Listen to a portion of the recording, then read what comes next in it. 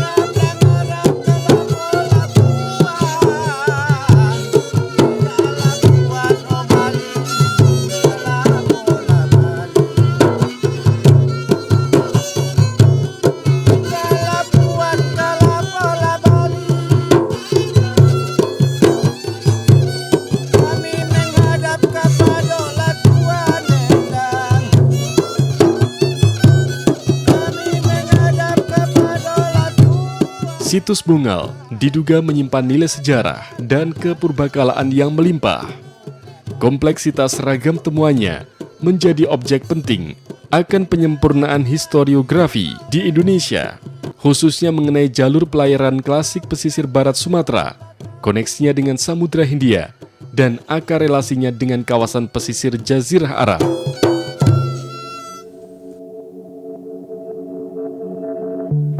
Dilihat dari letak geografis, kawasan perairan di pesisir barat Sumatera memiliki gelombang yang besar karena berhadapan langsung dengan kawasan perairan Samudra Hindia. Namun berbeda halnya dengan situs Bungal. Situs ini memiliki potensi kemungkinan keberadaan lokasi pelabuhan, sebab situs ini menempati kawasan pesisir barat Sumatera, tepatnya di Teluk Tapanuli, dengan kondisi perairan yang tenang dan cenderung memiliki gelombang yang rendah. Secara landscape atau bentang alamnya, keberadaan barisan pulau-pulau kecil di sisi baratnya juga menjadi penghalang laju gelombang tinggi Samudra Hindia. Dan secara alami, kawasan ini dapat menjadi tempat yang aman bagi berlabuhnya kapal-kapal. Di hadapan Teluk Tapanuli, ini terdapat satu kepulauan dengan pulau besarnya dikenal sebagai Pulau Mursala. Kemudian ada pulau-pulau kecil yang berdekatan dengan pulau induknya. Dan ini memang secara geografis sangat menguntungkan Teluk yang posisinya ini berada di pantai barat Pulau Sumatera. Sementara sudah banyak dipahami bahwa pantai barat Pulau Sumatera ini suatu kondisi yang sebenarnya kurang menguntungkan bagi pelayaran, karena memang sangat dipengaruhi oleh pergantian angin muson timur dan barat yang berakibat pada meningkatnya ombak di pantai Pulau Sumatera bagian barat, karena memang Pulau Sumatera ini berhadapan langsung dengan Samudra Hindia yang sangat luas, yang itu arus besarnya salah satunya mengarah ke pantai barat Pulau Sumatera.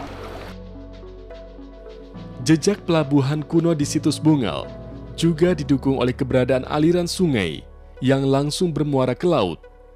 Sejumlah arkeolog meyakini posisi sungai ini sebagai lokasi tempat bersandar kapal-kapal.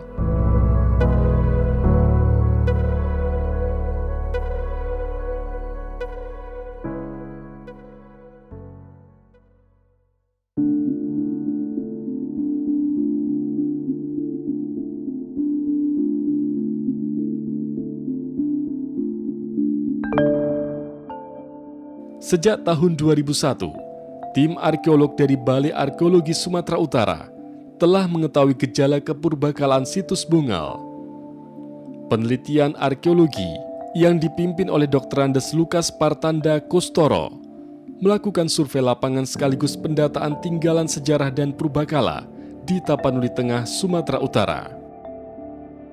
Berdasarkan survei dan pendataan tersebut, ditemukan sebuah arca Ganesha dalam kondisi tidak utuh. Bagian kepala dan beberapa bagian pergelangan tangan hilang, sehingga arca tidak dapat teridentifikasi secara keseluruhan. Namun, survei ini tidak menemukan objek arkeologi lain di sekitar lokasi arca Ganesha yang mendukung gejala arkeologis jejak kehidupan masa silam di lokasi ini. Tim arkeolog berkesimpulan, arca tersebut sengaja diletakkan untuk kepentingan tertentu. Oleh karena itu, lokasi ini tidak lagi dikunjungi untuk kepentingan penelitian lebih lanjut.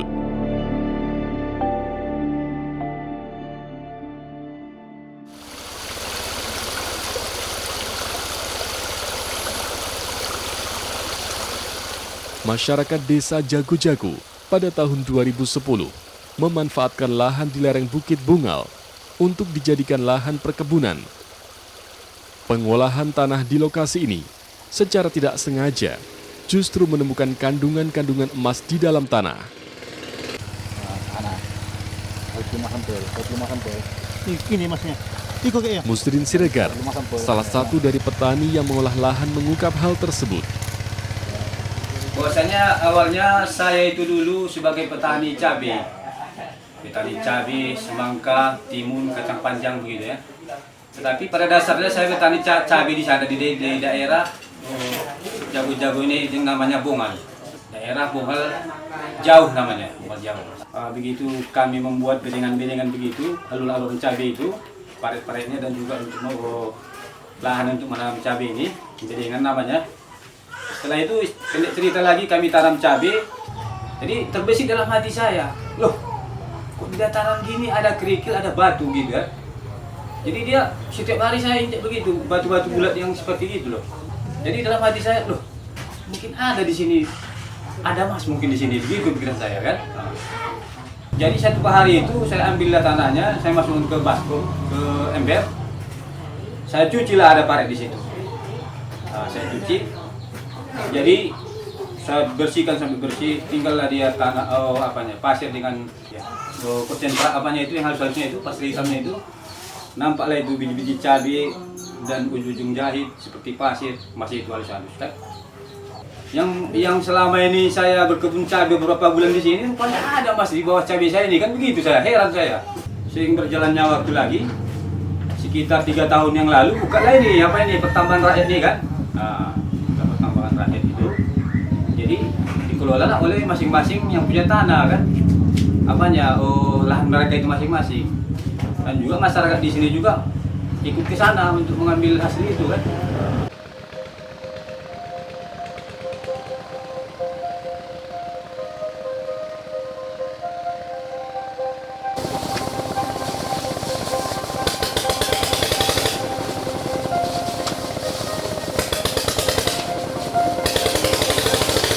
Di awal tahun 2017, di sini kan mayoritas dia nelayan, Pak. Nah, itu kalau nggak salah itu mau puasa dulu. Nah, kebetulan di kampung kami ini, di desa di dusun satu ini, pas musim penceklik nelayan. Nah, kebetulan penceklik nelayan kan ada. Jadi ada salah seorang warga ke sana menguji coba ikut-ikutan. Rupanya dia ada dapat cincin. Tersebar luas lah waktu itu. Ke masyarakat, dia pamerkan ke masyarakat. Pamerkan sama masyarakat. Nah, disitulah awalnya itu. Jadi berbondong-bondong lah masa ke sana, cari temu apa ini, penggalian ini, mencari emas itu. Setelah itu mulai orang beramai-ramai, ikut itu ya. Ikut, mulai dari dusun 1, dusun 2, dusun 4. Nah, itulah awalnya, Pak.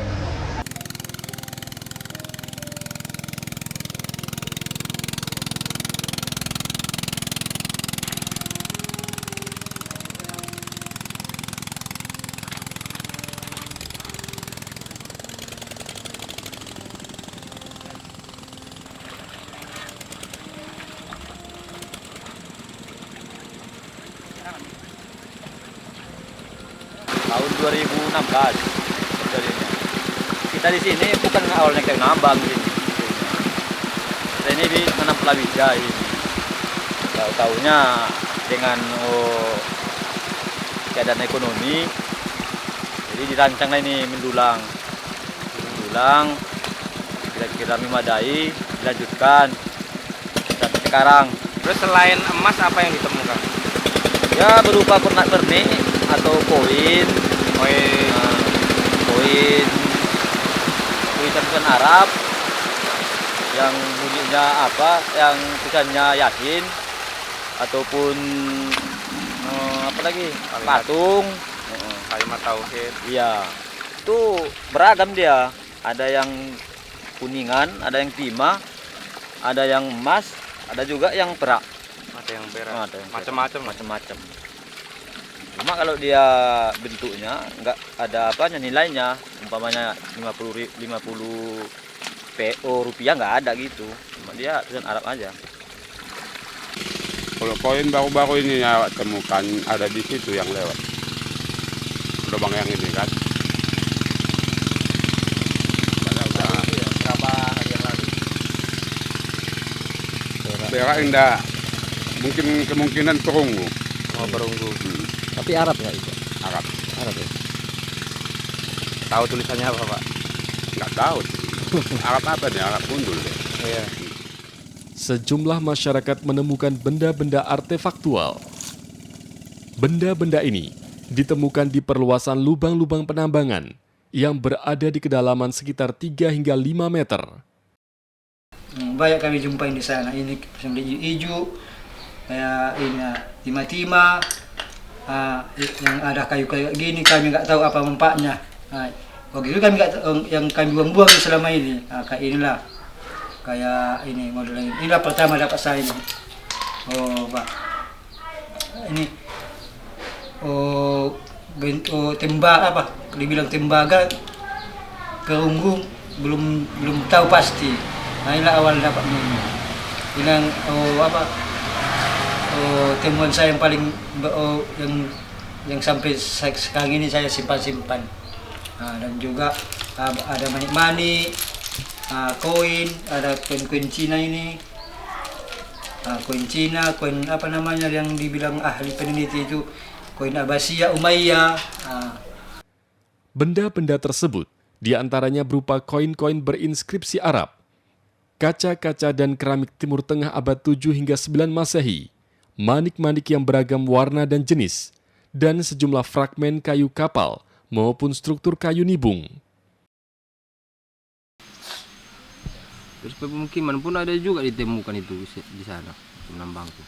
Di mana? Tempat penambangan tuh. Berupa tiang-tiang nibung tuh, Pak. Menunjukkan adanya pemukiman. Tersusun rapi ya kan. Rata-rata dia nibung. Tambang apa itu menggunakan mesin tuh, Pak. Bisa kita lihat kira-kira 7 kali 8.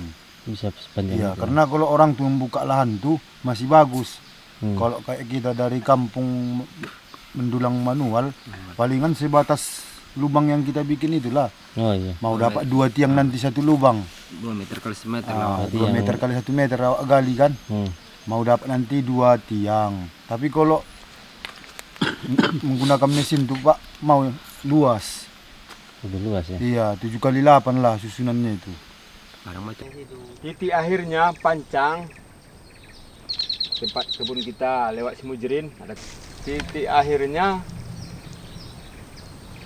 50 meter dari muara Sangaloban. Berapa kilo dari sini? Dari sini berapa kilo? Jauh berarti? 3 kilo. Ini adalah tonggak-tonggak atau bekas dari apa namanya, pelabuhan atau bekas rumah orang itu, tonggaknya. Lihat ya.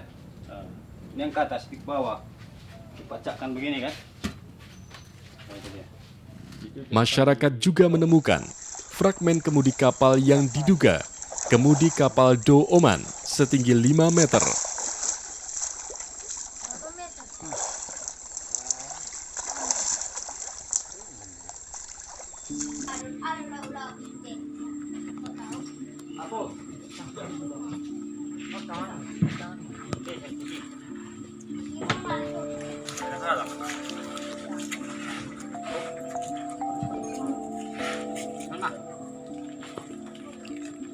sebagian besar masyarakat menjual dan melebur benda-benda logam itu, sedangkan sebagian yang lain menyimpannya atau menguburnya kembali.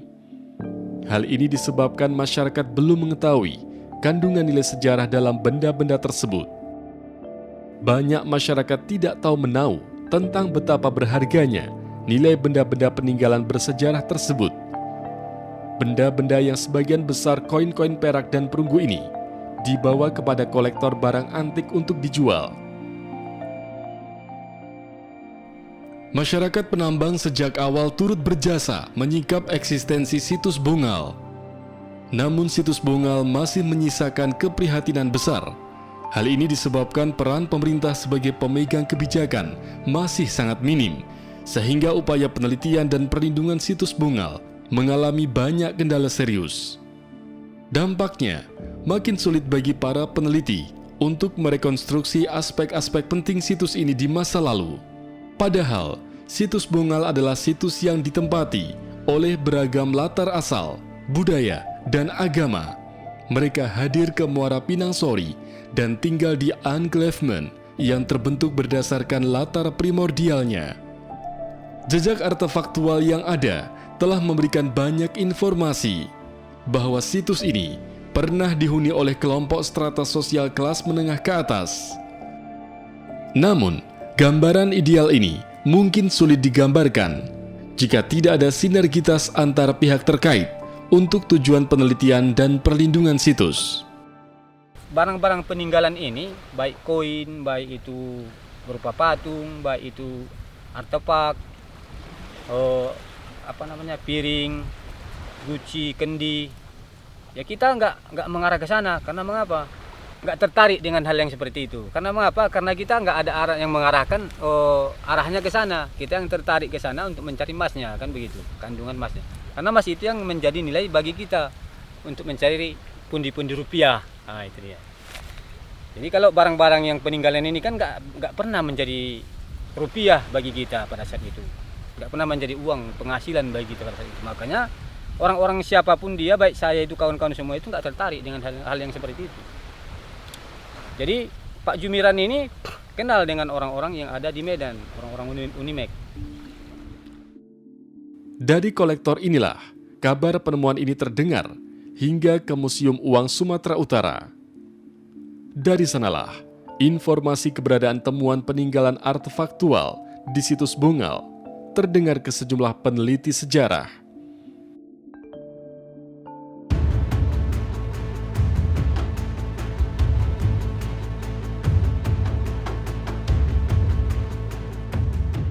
Pada akhir tahun 2020, Sultanate Institute menindaklanjuti dengan penelitian studi lapangan ke situs Bungal dengan menggandeng sejumlah ahli terkait yang terdiri dari sejarawan Universitas Negeri Medan, Dr. Pil Ikhwan Azhari, arkeolog dari Balai Arkeologi Sumatera Utara, Dr. Eri Sudewo, sejarawan dan epigraf Batu Nisan Aceh, Mapesa, Taqiyuddin Muhammad. Sultanate Institute ingin membuktikan kebenaran informasi yang berkembang. Sejumlah ahli kemudian menilai bahwa situs Bungal memendam banyak bukti sejarah yang harus diungkap. Lalu bagaimana dugaan arkeologis di situs Bungal ini makin terungkap? Dan apa signifikansi pengaruhnya bagi penulisan sejarah Indonesia?